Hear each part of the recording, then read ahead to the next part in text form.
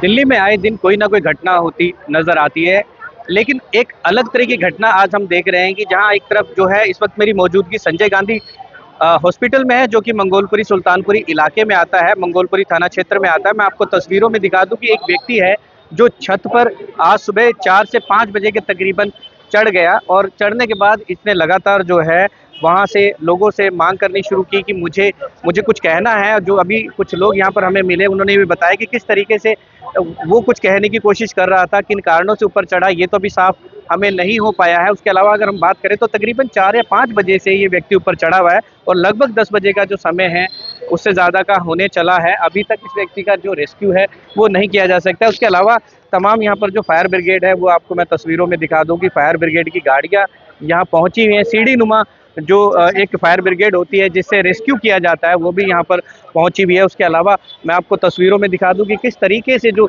लोग हैं यहाँ पर, तमाम जो भीड़ है वो यहाँ लगी हुई है, और लगातार जो है लोग देख रहे हैं कि किस तरीके की जो चीज़ें हैं वो यहाँ हो रही हैं। उसके अलावा मैं आपको तस्वीरों में दिखा दूं कि वो व्यक्ति जो है वो कुछ कहने की भी कोशिश कर रहा है, बार बार इशारा कर रहा है। अब क्या कुछ वो कहने की कोशिश कर रहा है ये तो हालांकि बहुत दूर होने की वजह से हम सुन नहीं पा रहे हैं, लेकिन कुछ ना कुछ वो कहना चाहता है। उसके अलावा जो बड़े सवाल पैदा होते हैं वो यही होते हैं कि कैसे ये व्यक्ति जो है इस संजय गांधी हॉस्पिटल की सबसे ऊपर की मंजिल पे पहुंच जाता है और उसे कोई रोकता नहीं है। सुरक्षा व्यवस्था की अगर हम बात करें तो सुरक्षा व्यवस्था कहां पर थी उस वक्त जिस वक्त ये ऊपर चढ़ा, ये भी अपने आप में सवालों के घेरे में है कि किस जगह थी वो सुरक्षा व्यवस्था। क्या ऊपर छत पर ताला नहीं लगाया गया था या दरवाजे बंद नहीं थे? ऐसे ये सबसे ज्यादा भीड़ नुमा हॉस्पिटल माना जाता है संजय गांधी हॉस्पिटल, चूंकि इसके आसपास में जो लोग हैं वो बहुत ज़्यादा तादाद में रहते हैं। किराड़ी से सुल्तानपुरी, मंगोलपुरी और तमाम इलाके से यहाँ पर जो लोग पहुँचते हैं, इस वजह से यहाँ तमाम जो भीड़ है वो हमेशा लगी रहती है। ऐसे में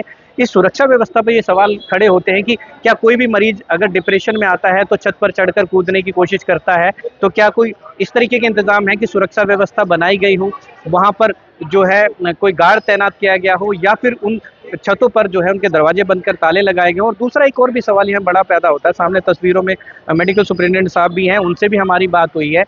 हम उनसे भी जानने की कोशिश करेंगे कि किस तरीके की सारी जो व्यवस्था है, क्यों कर अभी तक जो है ये व्यक्ति रेस्क्यू नहीं हो पाया है। उसके अलावा मैं आपको बता दूं कि यहाँ मंगोलपुरी थाना क्षेत्र जो पुलिस है वो भी अगर हम बात करें तो अभी 2-4-5 मिनट पहले ही कोई 2 पुलिसकर्मी हम यहाँ पर देख पा रहे हैं। उससे पहले सुबह 4 बजे से लेकर और तकरीबन 10 बजे तक 6 घंटे में हमने देखा कि यहाँ खास तौर पर कोई पुलिस की व्यवस्था यहाँ नज़र नहीं आई। अभी 2 पुलिसकर्मी अभी कुछ मिनट पूर्व यहाँ पर पहुँचे हैं। उसके अलावा साथ में हमारे सुपरिटेंडेंट साहब हैं। सर, क्या परेशानी क्या हो रही है अभी तक रेस्क्यू करने में? रेस्क्यू के फायर ब्रिगेड आए हुए हैं, पुलिस डिपार्टमेंट आई हुई है। पुलिस मतलब फायर डिपार्टमेंट का क्या सोचना है, वो बता रहे हैं कि जैसे ही मैं ऊपर क्रेन लेके जाता हूँ तो और कूदने की कोशिश करता है। तो मुझे लगा एक ही ऑल्टरनेटिव है, कुछ मैट्रेस भी डाला है उस फ्लोर पे।